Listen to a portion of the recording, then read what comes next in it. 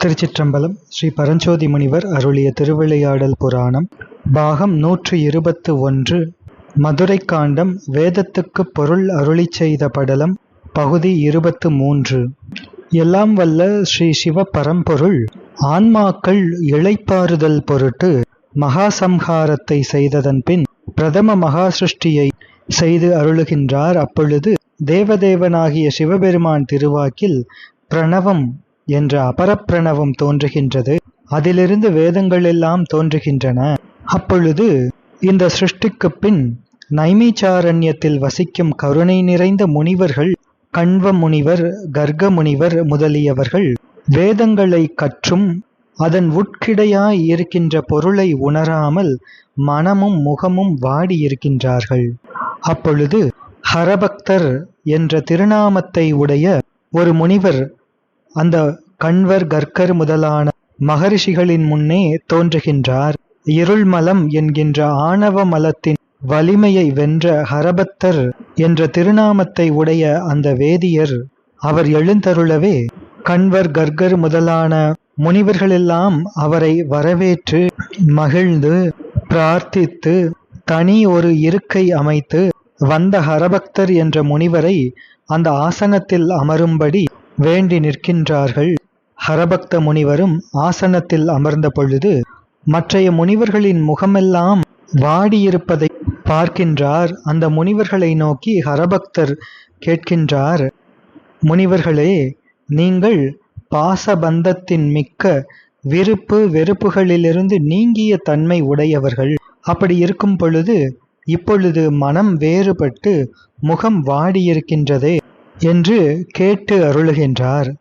அதற்கு அந்த முனிவர்கள் பதில் சொல்கின்றார்கள், ஐயனே, மயக்கம் நிறைந்த மாயையிலிருந்து இயல்பாகவே நீங்கிய சிவபெருமான் திருவாய் மலர்ந்து அருளிய வேதங்களை பயின்று அவ்வேதங்களை நாங்கள் போற்றி வருகின்றோம். இருந்தாலும் வேதங்களின் உட்கிடை பொருளை உணர்த்தும் ஆசான், தகுந்த ஆசிரியர் இல்லாமல் அஞ்ஞானம் நிறைந்த மனத்தை உடையவர்களாக இருக்கின்றோம்.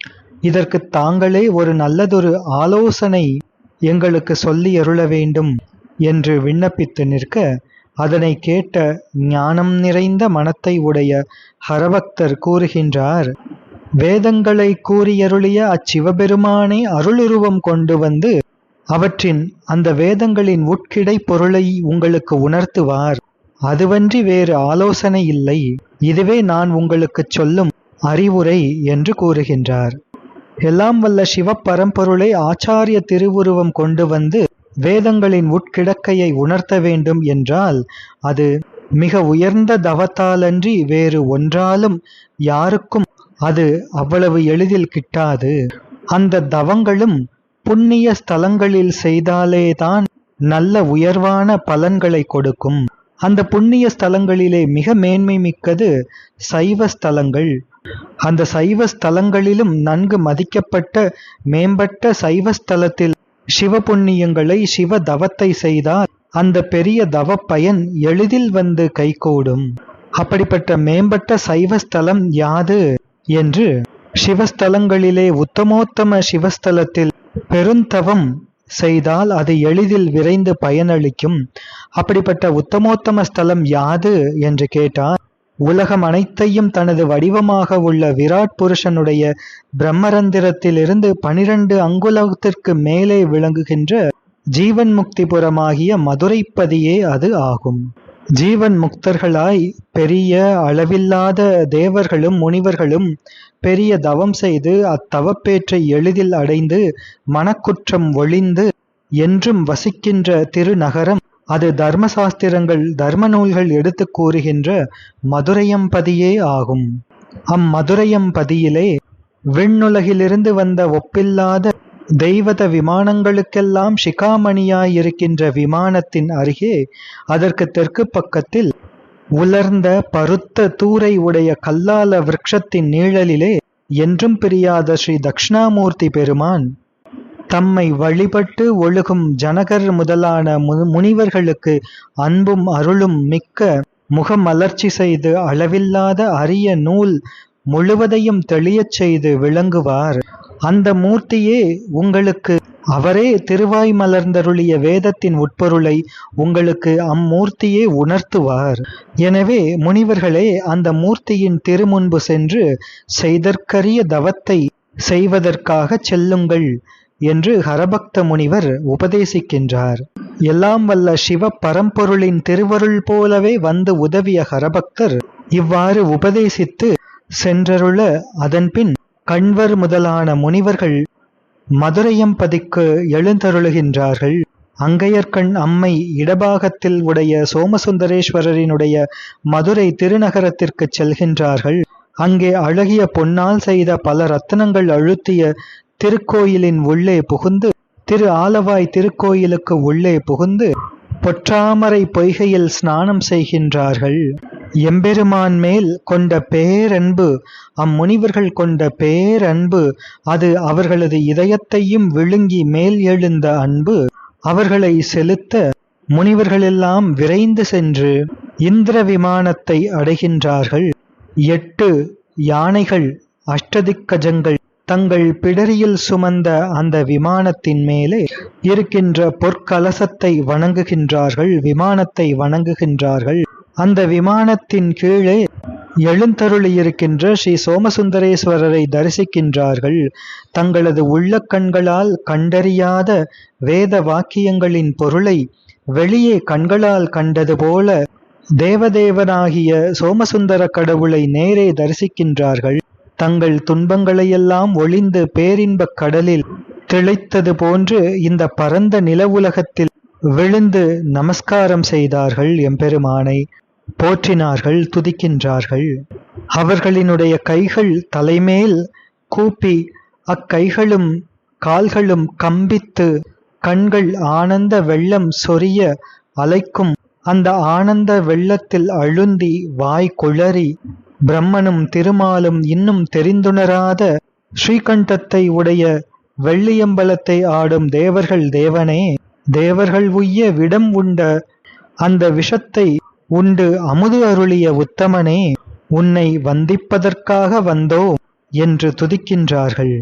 எங்கள் அறியாமையை ஒழித்து வேதத்தின் பொருளை அருளுக என்ற அபிப்பிராயத்தோடு எம்பெருமானை போற்றி துதிக்கின்றார்கள். கண்வர் முதலான முனிவர்கள் எம்பெருமானிடம் துதிக்கின்றார்கள், விண்ணப்பிக்கின்றார்கள். எம்பெருமானே, வேதத்தின் பொருளை உணராது மனம் மயங்கி புலர்ந்த எங்களுக்கு அவ்வேதத்தின் உட்கிடையாய் நிறைந்த பொருளாய் நின்றாய். ஆதலால் அவ்வேதத்திற்கு நீயே அன்றி வேறு பொருள் யாது இருக்க முடியும்? வேறு யாது பொருள் இருக்கின்றது என்று இறைவனாகிய சோமசுந்தர கடவுளை வணங்கி அந்த சோமசுந்தர கடவுளின் இடபாகத்தில் அமர்ந்த எம்பெருமாட்டி அங்கையர்கண் அம்மையாகிய மீனாட்சி அம்மை அந்த இறைவியையும் அதே போன்று வணங்கி துதித்து முறையாக பிரதட்சிணம் செய்து அங்கே இந்திர விமானத்தின் தெற்கு பகுதியில் கல்லால விருட்சத்தின் நீழலில் எழுந்தருளியிருக்கின்ற ஸ்ரீ தட்சிணாமூர்த்தியின் திருச்சந்நிதி அடைகின்றார்கள். இங்கே மதுரையம்பதியில் திரு ஆலவாய் சொக்கநாதர் திருச்சந்நிதிக்கு தெற்கு பக்கத்திலே எழுந்தருளியிருக்கின்ற ஸ்ரீ தட்சிணாமூர்த்தி பெருமானின் திரு உருவத்தை ஸ்ரீ பரஞ்சோதி முனிவர் நமக்கு விளக்கி காட்டி அருளுகின்றார்கள். சீதப் பளிக்கு மேனியும் பளிக்குச் செழு மலை பதித்த துப்பன்ன பாதமும் செவ்வாய் மலரும் முக்கண்ணும் பங்கையச் செங்கரம் 4 வேத புத்தகமும் அமுத கும்பமும் தன் விழி மணிவட்டமும் மெய்ஞான போத முத்திரையும் தரித்ததோர் தனிமை போதன் முன் தாழ்ந்து எழுந்து ஏத்தா வடநிழல் அமர்ந்த மறைமுதல் மேதா மனு எழுத்து 20 திடமுற அரபத்தன் தன்னால் தெளிந்து தேள் நிறை மதி முதல் அடைவில் படும் மதியளவும் தர்ப்பணம் ஓமம் பார்ப்பன உண்டி 30 அடைவுற நுவன்று நோர்க்கும் மாதவர் முன் அருமறை பொருள் வெளிவருமால் என்று 2 திருப்பாடல்கள் வரிசையாக ஸ்ரீ பரஞ்சோதி முனிவர் அமைக்கின்றார். ஸ்ரீ தட்சிணாமூர்த்தி பெருமானின் திருவுருவம் அது குளிர்ந்த பளிங்கு மலையைப் போன்ற வெள்ளிய திருமேனி. அத்திருமேனியின் கீழே ஒளி நிறைந்த அந்த பளிங்கு மலையில் பதித்த பவளத்தைப் போன்ற திருப்பாதங்கள், சிவந்த திருவாயாகிய தாமரை, திரிநேத்திரங்கள், தாமரையைப் போன்ற சிவந்த திருக்கரங்கள் 4. அந்த 4 திருக்கரங்களிலே உண்மையை விளம்பும் ஞான புஸ்தகம் ஒரு திருக்கரத்தில், அமிர்தம் நிறைந்த கமண்டலம் ஒரு திருக்கரத்தில், தன் கண்மணியாகிய ருத்ராட்ச வடம் ஒரு திருக்கரத்தில், உண்மை ஞானப் பயனை தெரித்தருளும் சின்முத்திரை ஒரு திருக்கரத்தில் என்று ஒப்பில்லாத ஸ்ரீ தட்சிணாமூர்த்தி திருக்கோலம் ஸ்ரீ பரஞ்சோதி முனிவரால் நமக்கு காட்டி அருளப்படுகின்றது. ஸ்ரீ தட்சிணாமூர்த்தி திருக்கரத்திலே இருக்கின்ற அமுதம் நிறைந்த கமண்டலம், அது அமுதம் நிறைந்த கும்பம், ஞானாமிர்தம் நிறைந்த கும்பம். தேவர்களின் நரை, திரை, மூப்பு முதலியவற்றை நீக்கும் தேவாமிர்தம் போல ஆன்மாக்களின் பிறப்பு இறப்புகளை போக்கும் ஞானாமிர்தம் நிறைந்த கும்பம், அது ஒரு திருக்கரத்தில். அதோடு வேத புஸ்தகம், அது ஒரு திருக்கரத்தில்.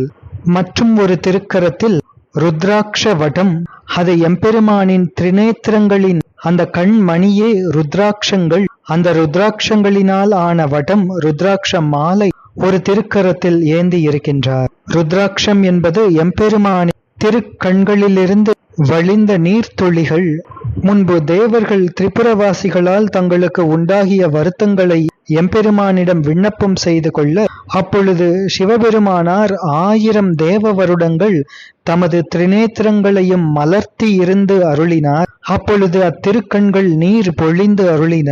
சூரியன் வடிவமாக இருக்கின்ற எம்பெருமானின் வலது திரு நேத்திரத்திலிருந்து பொழிந்த நீரில் இருந்து 12 ருத்ராட்ச மரங்களும், சந்திரன் வடிவமாக இருக்கின்ற எம்பெருமானின் இடது திருக்கண் பொழிந்த நீரிலிருந்து 16 ருத்ராட்ச மரங்களும், அக்னி வடிவமாக இருக்கின்ற எம்பெருமானின் நெற்றி திருக்கண் பொழிந்த நீரிலிருந்து 10 ருத்ராட்ச மரங்களும் தோன்றின என்பது திருவரலாறு. அப்படி தன்னுடைய கண்மணியாகிய ருத்ராட்ச வடத்தை ஒரு திருக்கரத்திலே ஏந்தி அருளியிருக்கின்றார். அப்படிப்பட்ட ஸ்ரீ தட்சிணாமூர்த்தி சுவாமி திருமுன்பு, திருச்சந்நிதி முன்பு சென்று கண்வர் முதலான மகரிஷிகளெல்லாம் நோன்பு இருக்கின்றார்கள். கல்லால விருட்சத்தின் நீழலில் எழுந்தருளிய தட்சிணாமூர்த்தியை உபாசனை செய்கின்றார்கள். முன்பு ஹரபக்தர் என்ற மகா முனிவர் வந்து திரு ஆலவாய்க்குச் சென்று ஸ்ரீ தட்சிணாமூர்த்தி பெருமானை வணங்குங்கள் என்று உபதேசித்து அருளினாரே, அவரே கண்வர் முதலிய மகர்ஷிகளுக்கு ஸ்ரீ தட்சிணாமூர்த்தி பெருமானுக்குரிய மேதா மந்திரத்தை உபதேசித்து அருளினார். அவ்வாறு ஸ்ரீ ஹரபக்தர் முனிவர் அருளிய உபதேசமான ஸ்ரீ தட்சிணாமூர்த்தி பெருமானின் மேதா மந்திரம், அது 22 அக்ஷரங்களால் ஆனது. அதனை உறுதிப்பட ஹரபக்த முனிவர் எவ்வாறு உபதேசித்தாரோ அதே முறையில் தேர்ந்து உணர்ந்து அம்மந்திரத்தை ஜபித்து தவம் இருக்கின்றார்கள். ஸ்ரீ மேதா தட்சிணாமூர்த்தி பிரசாதத்தை அடைவதற்குரிய மூல மந்திரம் மேதா மந்திரம். அது மெய்ஞானத்தை தருவதற்குரிய திருமந்திரம். எனவே மேதா என்னும் காரணப் பெயரே அதற்கு இயற்பெயராக நின்றது. அம்மேதா மந்திரத்தை ஜபித்து தங்களினுடைய தவத்தை தொடங்குகின்றார்கள். விருச்சிக மாதம் என்று சொல்லப்படக்கூடிய கார்த்திகை மாதத்தின் வருகின்ற பௌர்ணமியை முதல் நாளாக கொண்டு 1 வருடங்கள் இந்த தவத்தை மேற்கொண்டு அடுத்த வருடம் விருச்சிக மாதத்தின் பௌர்ணமி வரையும் மேதா மந்திரத்தை ஜபிக்கின்றார்கள். நாள்தோறும் முப்பொழுதும் ஜபித்து பெருமானை நோக்கி தவம் செய்கின்றார்கள். தர்ப்பணம், ஹோமம், பிராமண போஜனம் முதலியவற்றை செய்து கொண்டு வருகின்றார்கள். மேதா மந்திரத்தை 1000 தரம் ஜபித்தால் 10 மந்திரங்களுக்கு ஒரு முறை அர்க்கியம் கொடுக்க வேண்டும். 100 மந்திரங்களுக்கு ஒரு முறை ஹோமம் செய்ய வேண்டும். 1000 மந்திரங்களுக்கு ஒரு முறை பிராமண போஜனம் செய்வித்தல் வேண்டும். இதுவே இதனை உபாசிக்கும் முறைமை. எனவே இதே முறைப்படி உபாசித்து கார்த்திகை முதல் அடுத்த கார்த்திகை மாதம் வரை ஒவ்வொரு நாளும் மந்திரத்திற்குரிய தர்ப்பணம், ஹோமம், பிராமண போஜனம் இவற்றை காலை, உச்சி, மாலை என்று 3 பொழுதுகளிலும் முறையாகச் செய்து அனுஷ்டித்து கண்வர் முதலான முனிவர்கள் தவம் செய்கின்றார்கள். இம்மேதா தட்சிணாமூர்த்தி மந்திரத்தை குருமுகமாகவே உணர்தல் வேண்டும். அவ்வாறு கண்வர் முதலான மகரிஷிகள் தவம் செய்து கொண்டிருக்கும் வேளையில் அவர்களின் தவத்திற்கு இறங்கி கருணை கொண்டு ஸ்ரீ தட்சிணாமூர்த்தி பெருமானே அவர்கள் முன்பு தோன்ற இருக்கின்றார். அதனை தொடர்ந்து சிந்திப்போம். திருச்சிற்றம்பலம்.